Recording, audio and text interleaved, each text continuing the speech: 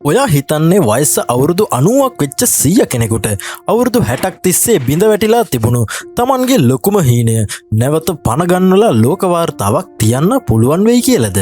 මේක මුළු ලෝකයම පුදුම කළ එඩ් වයිට්ගේ ඇත්තම සත්‍ය කතාවයි. 1961 දී ජෝන් F කෙනඩ් ජනාධිපතිතුමා එඩ්ව අභ්‍යවකාශයට යන්න තෝරාගත්තත් දේශපාලන ප්‍රශ්න නිසා ඔහුව ඒ වැඩසටහනින් කැපී යනවා.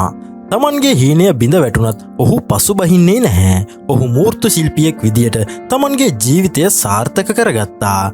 නමුත් ඔහුට වයස අවුරුදු 90ක් වෙද්දී, ඒ කියන්නේ අවුරුදු 60කට පස්සේ ඔහුට නැවතත් අභ්‍යවකාශයට යන්න අවස්ථාවක් ලැබෙනවා. බොහෝ දෙනෙක් මේ වයසේදී ඕව කරන්න බැහැ කියලා තහනම් කරද්දී ඔහු 2004 දී බ්ලූ ඔරිජින් රොකට් එකෙන් අභ්‍යවකාශයට ප්‍රියාසර කළා. අභ්‍යවකාශයට ගිය ලෝ වයස්ගතම පුද්ගලයා බවට පත් වූ එඩ් කිව්වේ එක දෙයක් විතරයි. හීන දකින්න වයසක් නැහැ. අවුරුදු 90 දී Tamanගේ හීනය සැබෑ කරගත්තු මේ සීයාගේ නොසැලෙන ධෛර්යය ගැන ඔයාට මොකද හිතෙන්නේ?